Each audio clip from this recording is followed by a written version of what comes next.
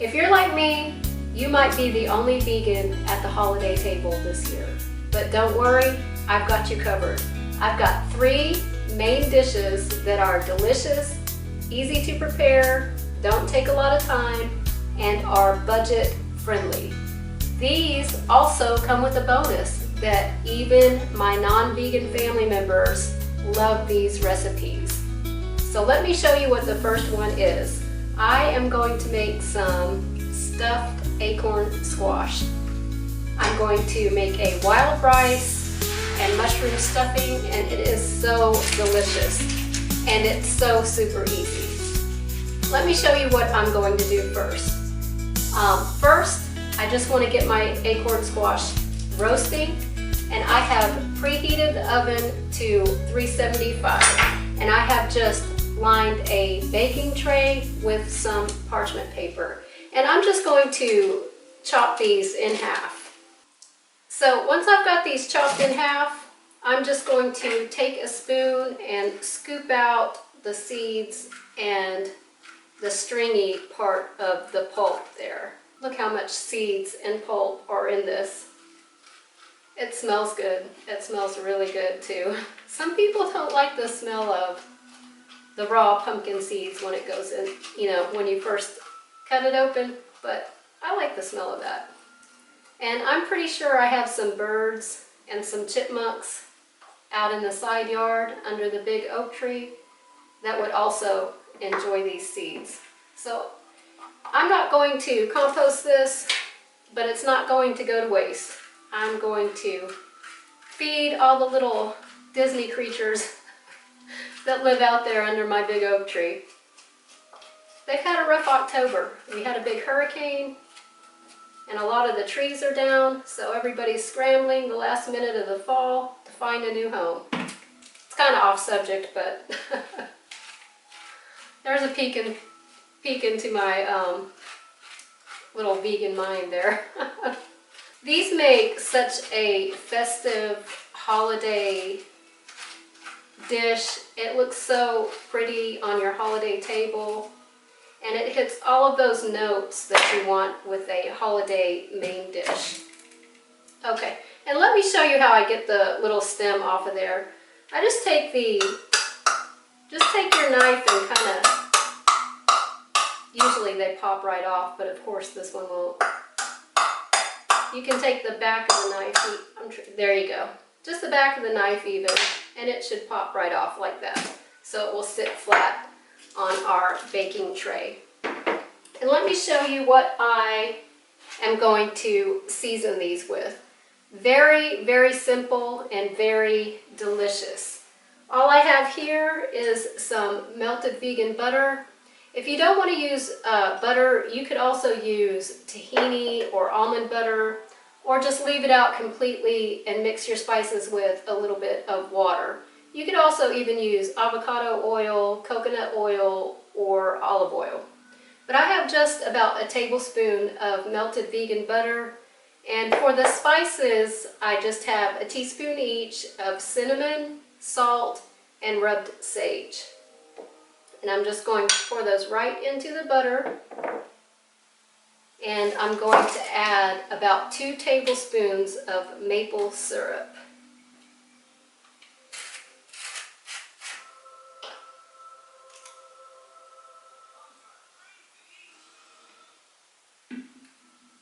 Just enough so that we can cover all of our acorn squash and get them nice and caramelized in the oven. And I am going to cook my wild rice and mushroom stuffing separately from this, and then I'll be adding them to the acorn squash after they've cooked, and I'll put a little bit of breadcrumbs on top and pop them back in the oven. So this would make a great dish also to prepare ahead and just stuff them like the night before or the day before, and then when you're ready to serve them, just hit them with the breadcrumbs and pop them in the oven to heat through. So I'm just going to mix my spice and maple syrup mixture here. Oh, I feel like I could drink this. It smells so good. And I'm just going to go with about a tablespoon each. in each of my squash, and I just want to make sure that it all gets distributed all over the squash. So I'm just going to take the back of my spoon and rub it into the squash and up on the sides, up on the top there. And I'm going to put these in right side up to start with for about 10 minutes and let the maple syrup and butter soak into the squash. And then I'll flip them over for about another 10 minutes to let them finish cooking. And these will get nice and caramelized and delicious. And if you don't want to make the stuffed squash, you could also just cut these into slices and baste them with this maple syrup mixture and serve them as a side, and that's also equally as delicious. But we're going to do a main dish here out of these. Now you could serve this as the vegan main dish or as a side for everyone to enjoy, because everybody loves this recipe, even non-vegans. So I'm going into the oven at 375 with these, and then we'll make our rice stuffing. So let me show you how I'm going to put together the mushroom and wild rice stuffing. This is such a good recipe to have on hand. You could eat this just on its own in a bowl and it's like a complete meal. It is so good. But let me show you what I'm starting with. This is pea protein. If you're not familiar, I use this brand and it is so good. It has one ingredient, pea protein.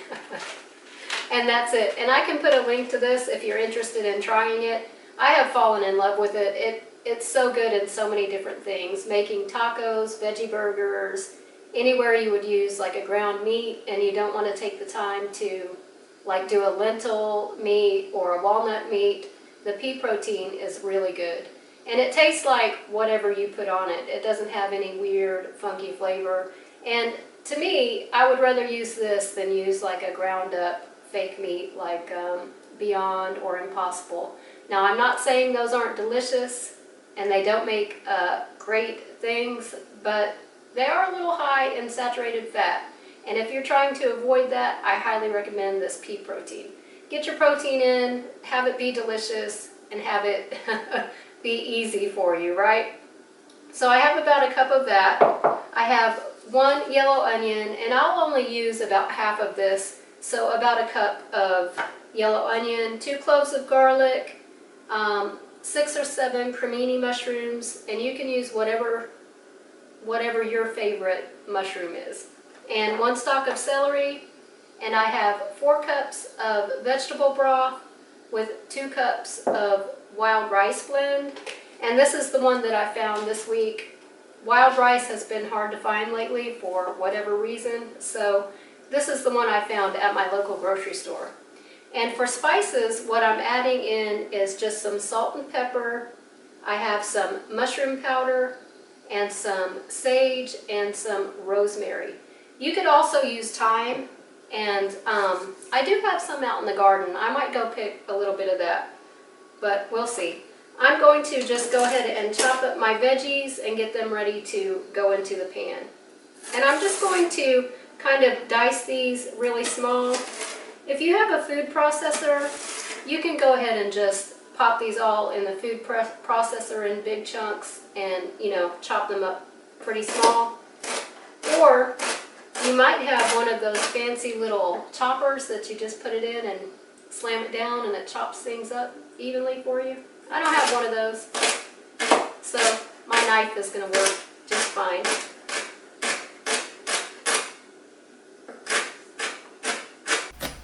So I'm just chopping up my 1 stalk of celery along with half of a medium yellow onion, 2 cloves of garlic, and all of my cremini mushrooms, and these will just go into a stock pot with a pinch of salt. So once my onions are nice and translucent, Oh, this smells good already. I haven't even added the spices in. I'm going to go in with my spices. Now it smells like the holidays. And my pea protein crumbles. Just going to mix this around a little bit. Oh, that pan is hot. My other pan with the handle that I would use for making rice is currently simmering away on the stove as a simmer pot with some orange peel, cinnamon, and cloves. I just wanted a cozy fall vibe today, make the whole house smell amazing and get in the mood for cooking these holiday dishes, and that really does the trick. But I'm missing my pan, so we're gonna go with this one.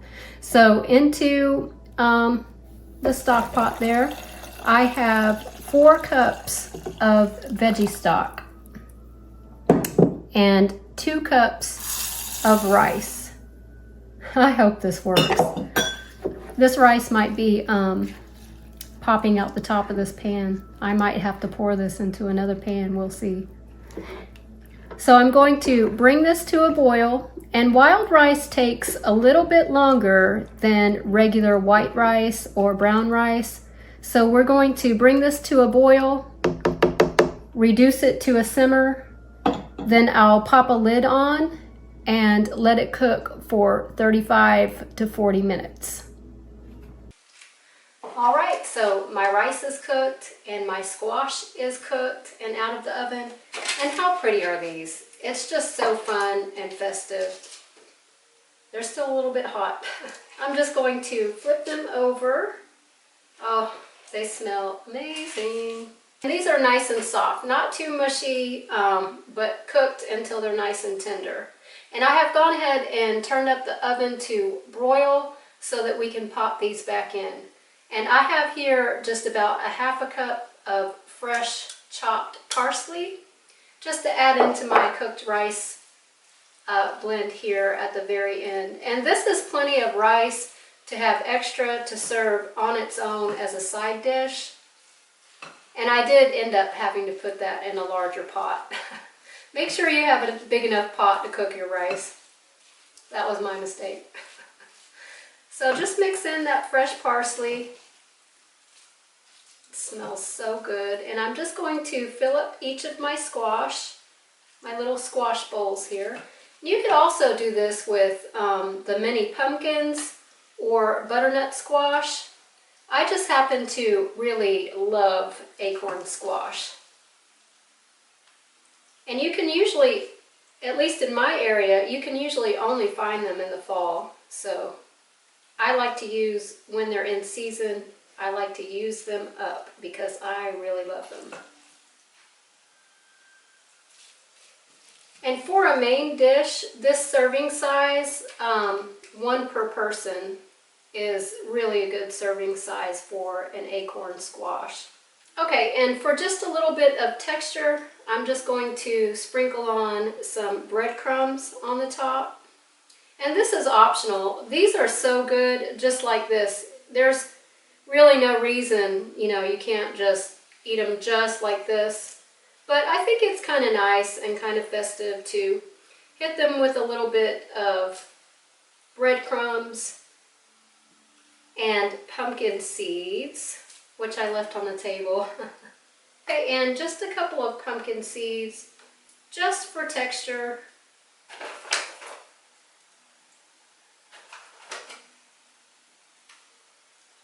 And just to toast the breadcrumbs and the pumpkin seeds, I'm going to pop these back in the oven for just like 1 or 2 minutes. Just be careful so you don't burn your pumpkin seeds because they'll burn really quickly. And after they come out of the oven, I'm just topping them with a little bit more fresh parsley, or you could use cilantro. And how beautiful are these?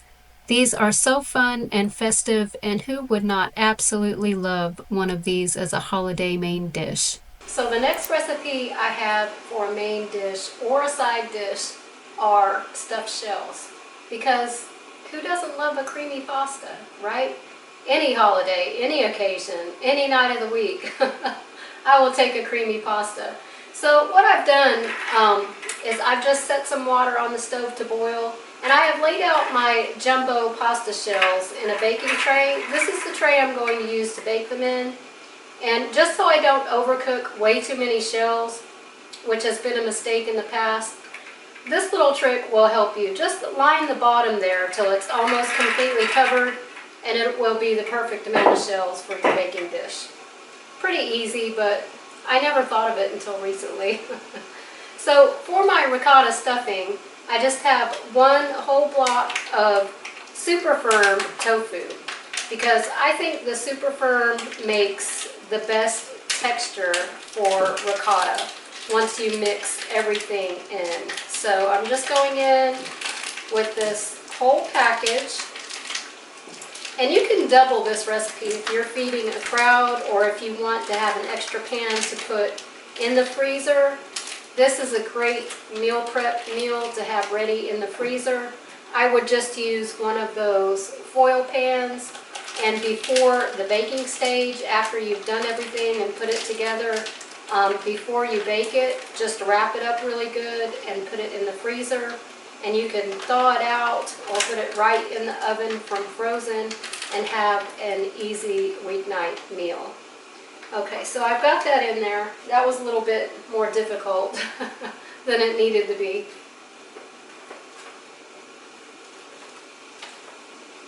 All right, and the only other things I'm putting in here, pretty simple, and this comes together like really quickly. This recipe is so easy and so delicious, and it's also another really budget-friendly recipe.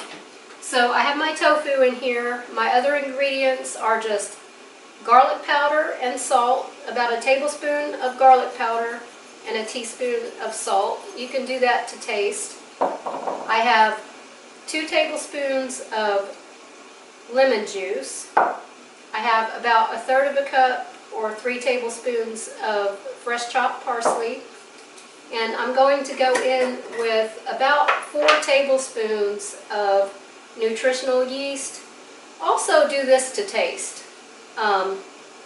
If you're not a fan of nutritional yeast, do a little less. If you love it like I do, put this much or more. But I find this to be a good amount. And I'm just going to go in with a fork and mash this up really well and get everything well combined until it's like a ricotta texture. And you can do this, of course, in your blender or food processor. But I didn't feel like dragging any of that out right now because I've got breadcrumbs in one blender cup and cashews soaking in the other, and I currently don't have a food processor. So we're just going with a fork. Just get this mashed up and combined, and when it's mostly combined, I'm going to go in with about 1/2 cup of soy milk and just continue to mash this up until it's like a ricotta-like texture. All right, and once it is well mixed, I'm just going to set it aside while I get my pasta going in some heavily salted boiling water and let it cook for about 7 to 8 minutes until it's just tender.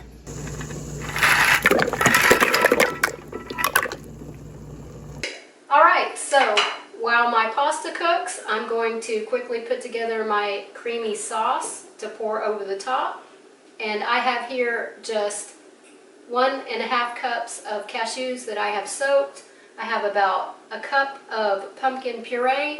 Feel free to use canned. This was a pumpkin out of the garden, like this little guy. These make a really good sweet pumpkin for pumpkin purees and pumpkin pies. I love that variety. Really good stuff. Anyway, enough ramblings about the garden. So I have my soaked cashews. I have 1 tablespoon of apple cider vinegar. And I have my spices, which are a tablespoon of garlic powder, a tablespoon of sage, and a teaspoon of salt. All that's going in. I'm going to put in about probably 4 tablespoons of nutritional yeast.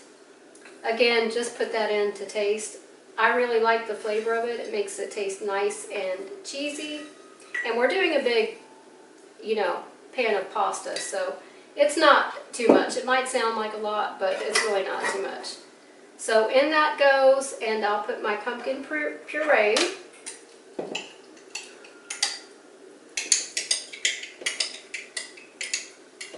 And pumpkin and sage, they just go so well together. This is such a good cream sauce. You could do this with any style pasta. And pasta is always a big hit. Any family dinner, like I make a lot of pasta, and I made a lot of pasta while my boys were growing up, and my granddaughters also love pasta. It's just one of those things you can kind of make a large meal of it. You can make a quick weeknight meal of it, and it always turns out so good. So this is just 2 cups of unsweet, unflavored soy milk, but you can use any kind of plant milk that you like. I just wouldn't use one that's sweetened or vanilla flavored. And you just want to blend that until it's nice and super creamy.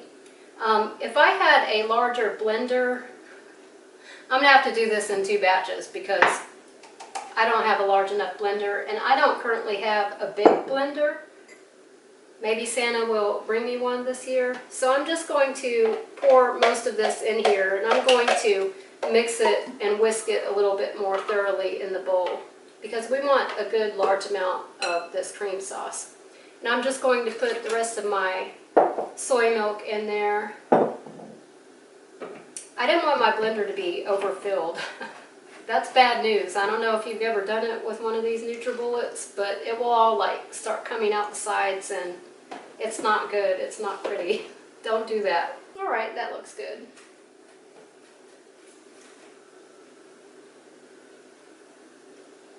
Oh, this is going to be so yummy. I'm just going to give this a mix around. You're looking for, like a nice, thick, creamy texture like you would have with just any other bechamel or cheese sauce. Oh, it smells so good in here. And I'm just going to give it a quick taste. Make sure it doesn't need a little bit more sage or salt. It could use a little bit of salt. So I'll go in with about another 1/4 teaspoon.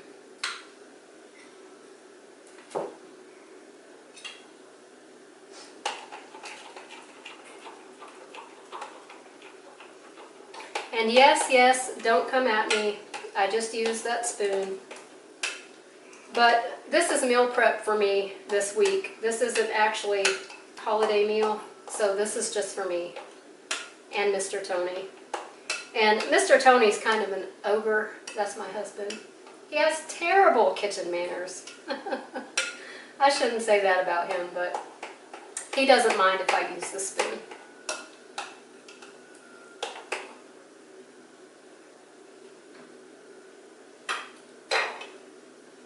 That's perfect. Oh, this is going to be good. Good. So I have all of my components together in less than 15 minutes if you don't count the soaking time for the cashews. Really quick, really easy, and I have preheated my oven to 350 for these to bake. So I'm just going to get started assembling my shells. I'm just going to take a big heaping tablespoon, and stuff each shell till they're nice and full. We have plenty of filling, so we want to get them nice and full, like that. And if you didn't want to go through the trouble of stuffing the shells, you could also do this like lasagna style, or even make like a layered ziti or penne with this. Would be equally as delicious. But I think the shells are just kind of, they're kind of holiday-like, kind of festive. Says you took a little bit of extra time to make something really lovely. Okay, after you have all of your beautiful shells stuffed, that last guy got a little bit too little, and that first guy got a little bit too much. That's okay, we're gonna go with it. You could measure it out a little more carefully than I did if you're worried about that, but this looks good to me. So after we have our shells in there, I'm just going to pour my lovely sauce all over the top. Oh, this is going to be so yummy. Get that nice and coated. Okay, and I have a little bit of sauce left over, which is fine for me. I'll find something else to do with that. And I'm just going to cover this with aluminum foil and pop it in the oven at 350 for about 35 to 40 minutes. And then I'll take the aluminum foil off and bake it for about another 8 to 10 minutes. All right, my shells are out of the oven. I have let them cool. They're still pretty, the pan is still pretty hot. But I have let them cool for about 10 minutes, 10, 15 minutes, and I cannot wait to eat some of these. I'm just going to hit the top with a little fresh parsley, keeping it festive. You could also put some crushed red pepper on here, make it look really pretty. But I cannot wait to eat some of these shells. Oh, it looks so good.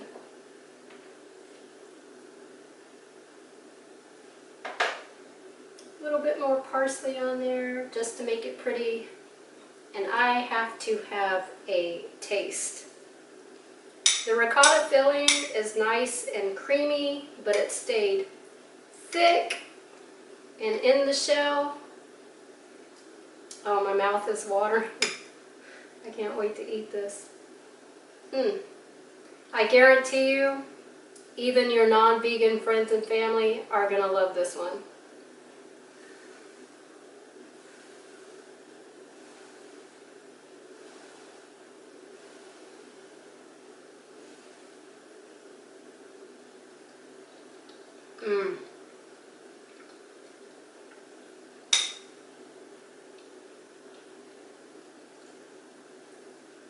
Really, really good.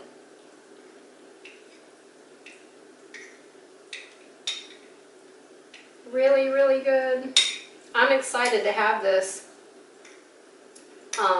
For the next couple of days, I'll be eating these leftovers. I'm excited to have it.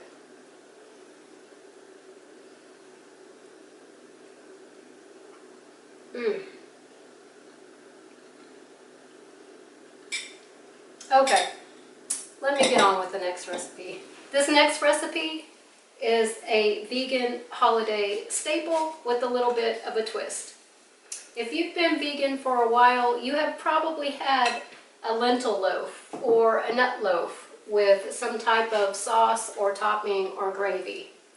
But not everybody is a fan of lentils, and the nut loaves can get kind of expensive.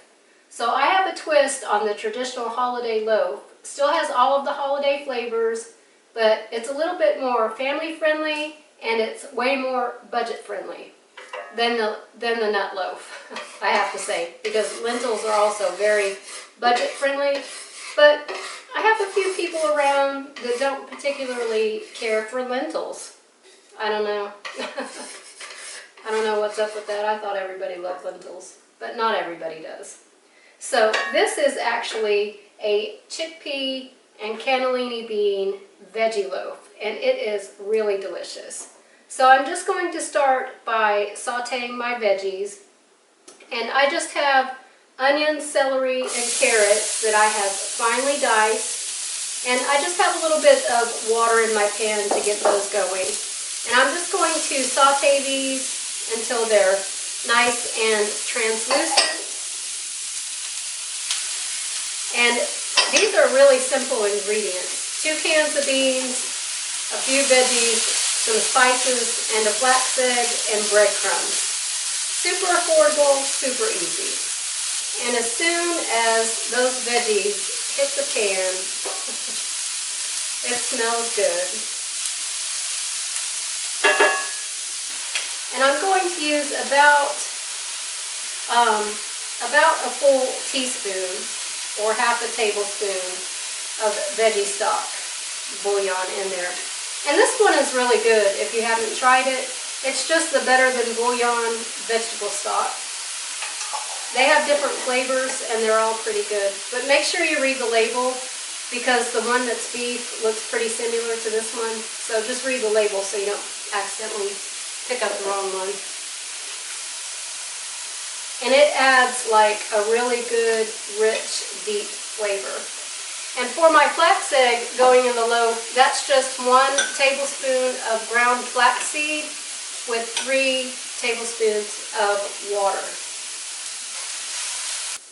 So these are looking good. We want to cook them down until they're translucent and have given up most of their water because we don't want anything soggy going into the veggie loaf because it won't hold together.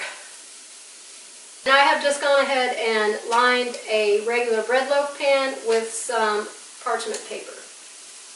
So I have drained and rinsed 1 can cannellini beans and 1 can chickpeas. And I'm just adding those to a bowl, and I'm going to add my cooked veggies. I might need a little water to scrape up this pan. It went a little bit far. Let me get a little water for that. There we go. We'll get all of that. That's where all the good stuff is. Okay, and I'm just going to add that to my bowl.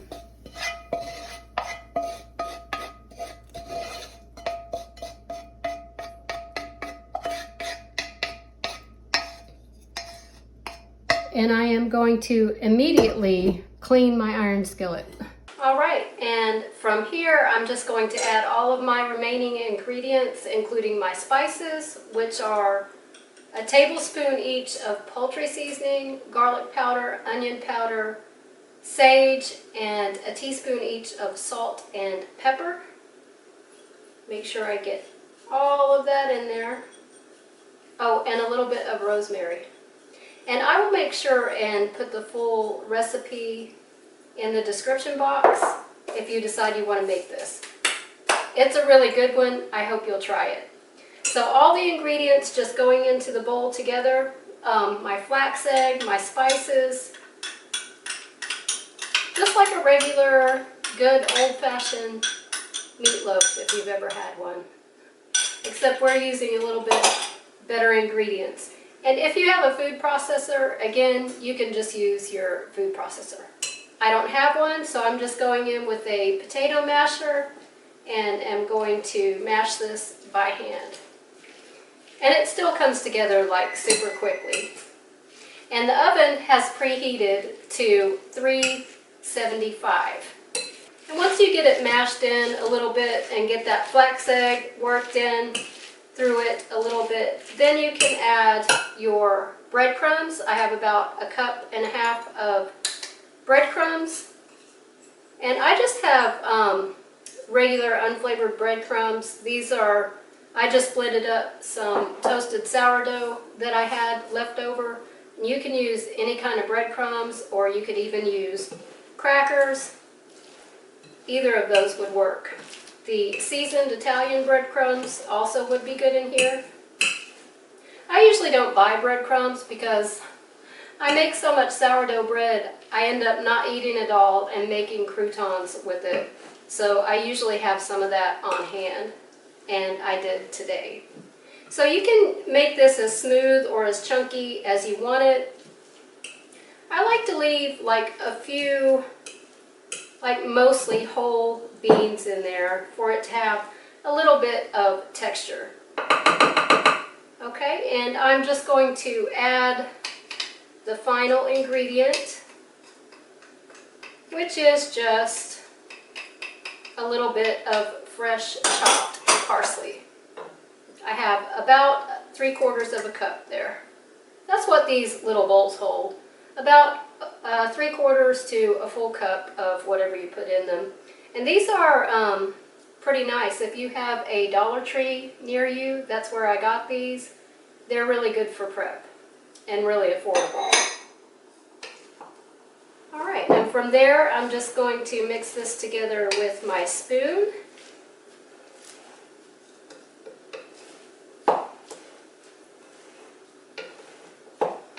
And it should start to look like, you know, pretty solid. You'll want it to form in the pan a pretty solid texture. You may need to add a little bit of water. I might, I don't know, we'll see. And that just depends probably on, you know, how much water is in your beans that you're using. But this looks pretty good.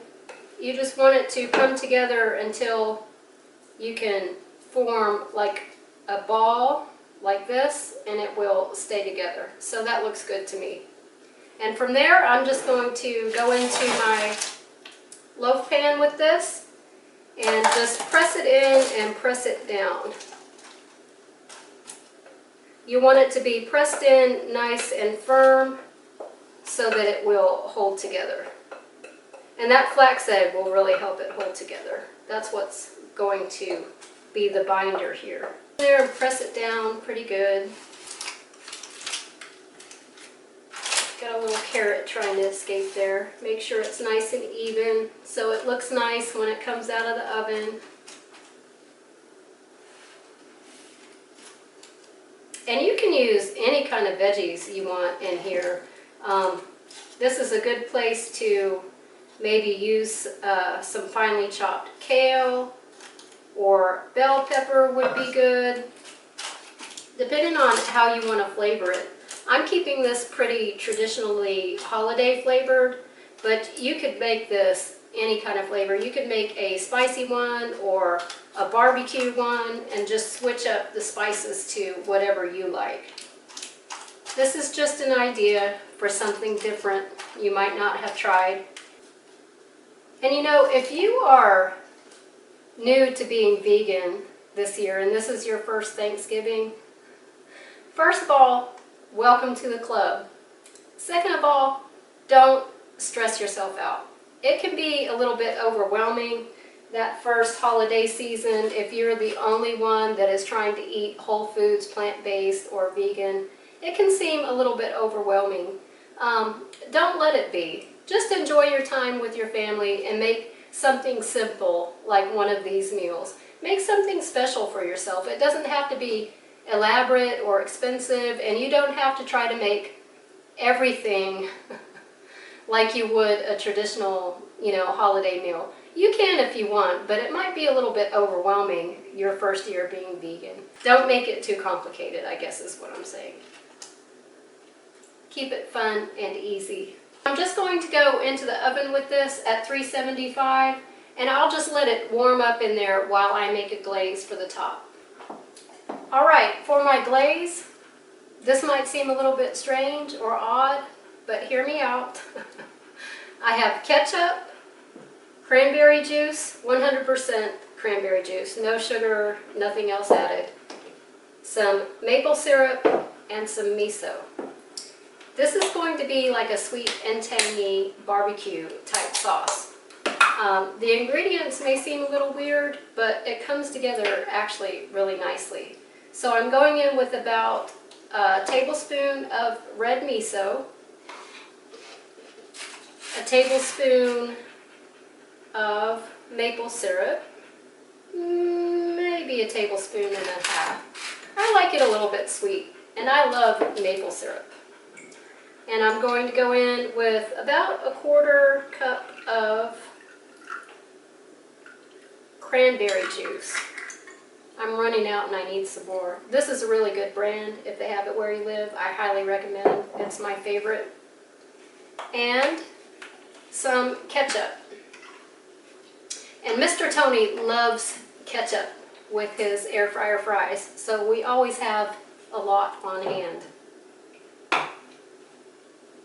So about 2 tablespoons of ketchup. And you just want to kind of eyeball it. The only thing you don't want to overdo is the miso, because it can be really salty. So I wouldn't go with more than a tablespoon of miso. And I'm just going to whisk this together till it makes a good kind of thick barbecue, can't speak today, until it makes like a nice thick barbecue sauce. And I'm going to taste it just to see if I want to adjust any of the flavors. You could certainly also just use whatever barbecue sauce that you love. You could go with a full canned cranberry sauce over the top, which would also be really good with this loaf, or serve it on the side. How do you feel about cranberry sauce? It's one of those things people either love it or hate it. I love it. I like the canned stuff. I like the homemade stuff. I'm a big fan of cranberry. I'll have to share my homemade recipe. If you're not a fan and all you've ever had is the canned jelly-like stuff, you might be surprised on how good the homemade cranberry sauce can be. Okay, so that's nice and mixed together. A nice kind of thick glaze, and I'm just going to taste it. Oh, it's good. You can taste the maple and the cranberry. It's going to go really well on this loaf. All the holiday flavors. That makes me so happy. All right, my veggie loaf is out of the oven, and I have set it aside to let it cool for about 10 minutes, just to cool and set up.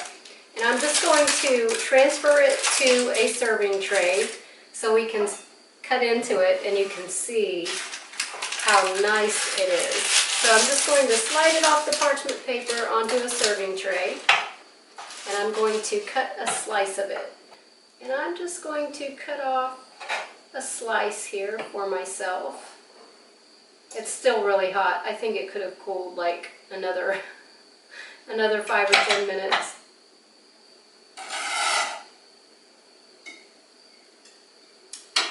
I am going to give this a taste. It smelled so good while it was cooking in the oven.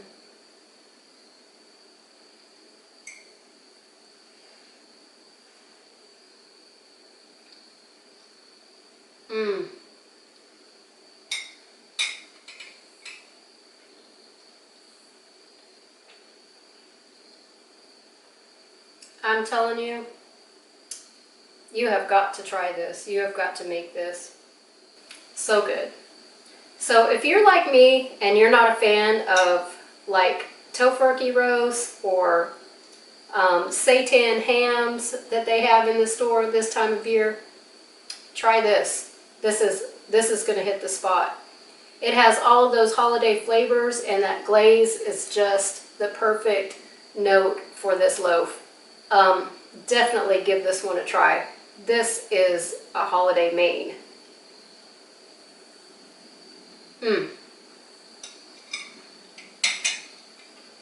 I've got to put that down. It's so good.